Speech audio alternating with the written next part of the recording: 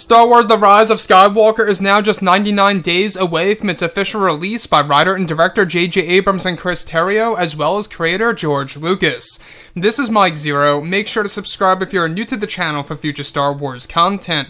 Now, what's really exciting about Episode 9 is that we do know that this film is, of course, going to really contain many different twists and turns, as well as revelations that'll change how we view the past 8 Star Wars films.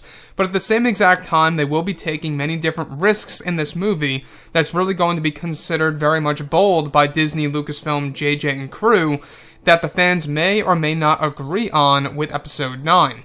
Now, these past couple of weeks or so, we've been learning a whole lot more about this film, and when it all comes down to one of the set leaks, this is where things begin to get very intriguing, as well as very concerning, involving the popular ship of the Millennium Falcon of the Star Wars Skywalker saga. So, what's really intriguing about this is that it's described that one of the scenes that were shot during the month of October of 2018 involved the sequence that was filmed over in Cardington, where it said that the scene involved Rey on a desert world, where one of the set designs involved the Millennium Falcon crashed into a crater in the middle of the desert, where it's described that the Falcon appears to be heavily damaged, where the framing of the ship is said to be seen. Where there was also said to be a sequence where Daisy Ridley was looking up at the wreckage of the Falcon, where a small fire was placed on top of it. Additionally, it's described that the scene is said to be very emotional and that John Williams developed a track that is said to be a new theme that is centered on the Force. It's explained that the wreckage of the Falcon may indicate that it is fully destroyed or under repair, as it appears that the exterior of the Falcon is ripped apart. Eunice Watama was not on set, neither was Billy D. Williams as Lando Calrissian. So let's go over a couple of parts about this and why this is a little concerning. I will admit, it is a little concerning about not just the fate of the Millennium Falcon and how this really is by far the biggest hint of the destruction of the actual Falcon itself, but it also makes us wonder as to why Eunice Watamo and, of course, Billy D. Williams as Chewie and Lando Calrissian were not seen on set for that actual particular scene, you know, affiliated with the Millennium Falcon, and, of course, how it's said to be the wreckage of the Falcon. Now, like I say, this movie's going to have a lot of sacrifices and losses. Even J.J. Abrams said over at D23 just a couple of weeks ago that this movie is going to have a ton of sacrifices and losses in the film. He wouldn't really even hint as to who's going to die and who's going to live in this film, but it is going to be an all-out war and a war to end all wars, and that a lot of things are going to be left behind in the Skywalker saga, right?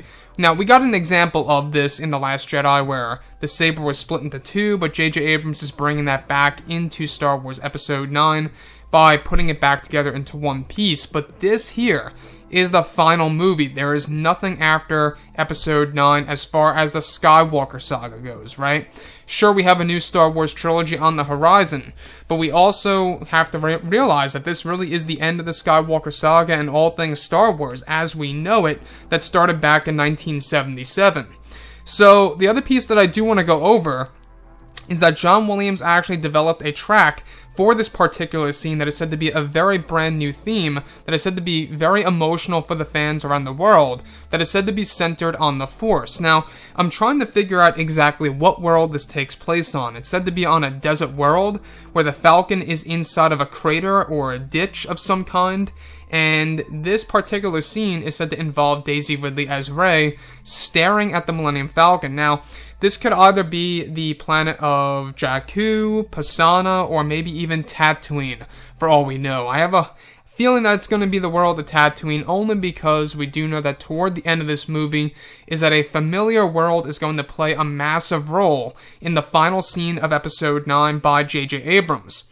Now, with that being said, this movie does have a lot going for itself, and I'm not quite sure how a lot of fans would react if the Millennium Falcon is indeed destroyed. This by far is the biggest hint out there that we are going to say goodbye to the Falcon in Episode 9, and that it's not going to be carried over to Rey or Lando or whatever have you, right? Now, I think that the proper way to do things in this movie, and this is how I view it, is that what they should do is make the Millennium Falcon pretty much, survive its way out. Don't destroy it, don't obliterate it into smithereens. Have it survive, have Lando Calrissian adopt it as his ship once again, and have Lando Calrissian have a beautiful ending, kind of just a walking off into the sunset type of ending where he is at least one of the original trilogy characters that will survive. Because right now there's a lot of hints that Leia's gonna die, that Chewbacca's gonna die as well in The Rise of Skywalker. There's a lot going on with this movie, and the fact that this movie's gonna have a lot of sacrifices, like I say, that really is something of concern here for the Millennium Falcon and what's gonna actually happen to it, and exactly what is really gonna cause it to be in this state, right? So anyways, guys, drop a comment below. Let me know what you think about all of this in the comments. And if you guys did enjoy the content for today, do make sure to drop a thumbs up on this video to support the channel. I thank you all so very much for the kind support, and I'll catch you guys next time.